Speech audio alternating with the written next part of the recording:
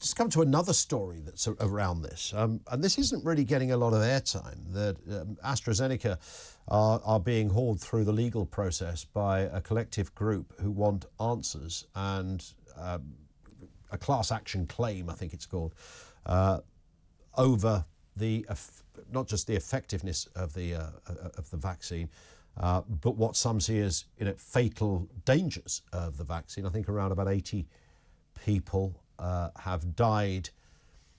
I know there's always some grey areas around this, but have died as a result of having a jab. Let's put it like that. Some people have that on a death certificate, complications due to a jab.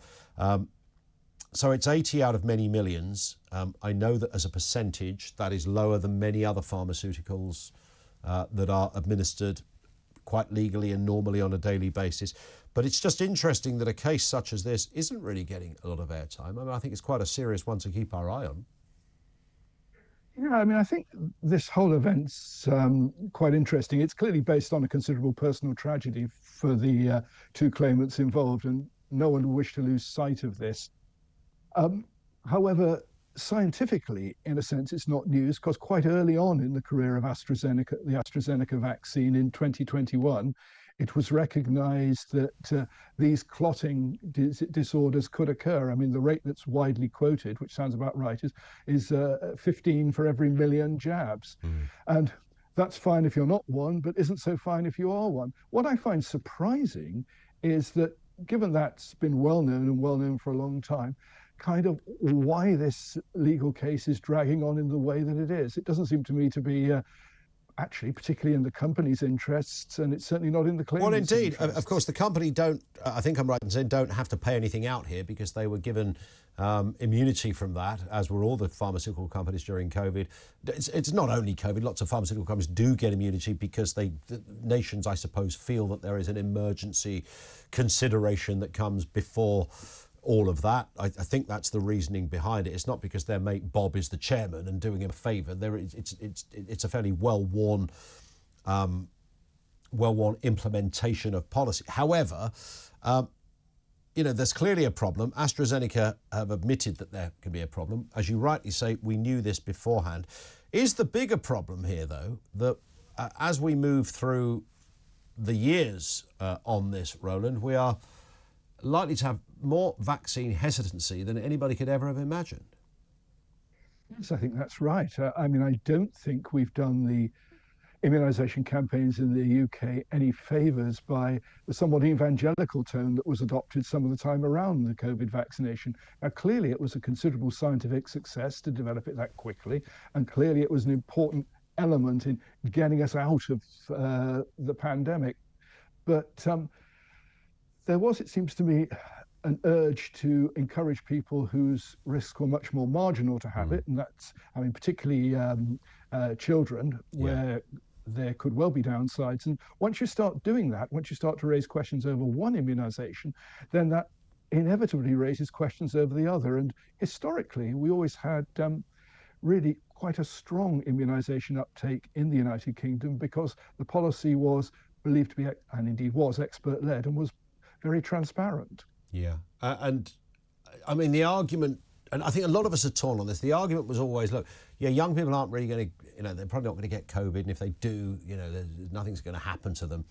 But they might affect or infect granny. That seemed to be the line that came out. And there may be some truth in that, I'm sure, if you... Well, there was very little truth in that. I mean, the one thing we do know about the COVID vaccination, it was a very inefficient way of preventing transmission. Sure. And it offered protection to those who received it. So the whole have a jab to save granny, although a popular public relations initiative in some quarters, was very ill-founded. But wasn't the theory behind it, the theory was, yes, I mean, at the time, it's only now we look at all of this and we can put it all together. Neither scientists or politicians knew as much about it as they should have done. That's fair, I think. Well, they didn't know as much about it at the time, but as I say, pretty early on, the fact that the vaccine wasn't very efficient at preventing transmission became clear. What it was good at was preventing serious disease, and therefore the population that it particularly protected were those who got serious disease, which was largely driven by age. So but the transition argument for some, as I understand it, was that it's not going to stop you getting it, which we now know. Originally, when the vaccines came out, it was going to stop you getting it at all. So it's certainly not going to stop that, but it will stop you getting it, the worst version of it. And if you have the worst version of it, then you are more likely to transmit it. That's, I think, the theory.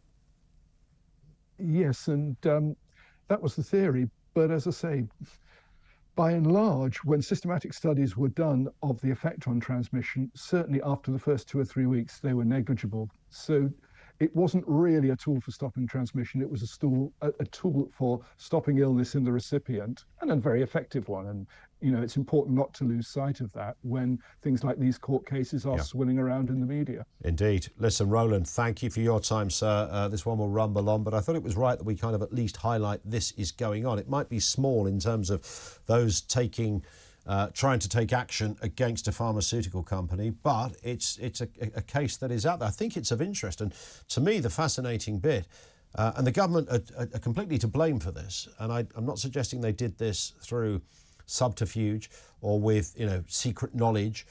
Those that were advocating that every person in the land needs to have this jab because it's going to stop COVID, at the time thought that, okay? There's no doubt about that. This idea that they were all part of some secret WEF plan, and Bill Gates was sitting there with a joystick going, make them take it. I don't know why he suddenly speaks like that. That didn't happen, okay? That literally did not happen. But what did happen was breathtaking naivety on this. The further question, and this is the tricky bit, what do you do then if 15 people out of 1 million might be badly affected, not necessarily are going to die, but they might? If a jab, let's say the jab is 100%, all right, this is going to save your life, but 15 people out of every 1 million will have a very bad effect and some of them will die, because that's really where we're at. Now, that is, I'm told, a smaller percentage than some other pharmaceuticals. I heard somebody the other day, and please don't quote me on this, say that penicillin or even certain antibiotics, as a percentage of those that take them, can have a greater side effect than the COVID jab. That might well be true. Doesn't help you if you're the person that's having the flipping side effect, right? But it does beg the question as to whether anybody would want to take the jab next time around, thinking, am I going to be one of the ones? Now, that happens with flu. I'm sure there are people that don't make it after they've had the flu jab, but we don't really question that in the same way. And I'm sure over the years, more people have succumbed because obviously you get the flu jab and you then have flu badly for a little bit, or the sense of flu. Look, answer me that, riddle me that one if you can. 0344 499 1000. Would you take the next jab when a pandemic comes knocking?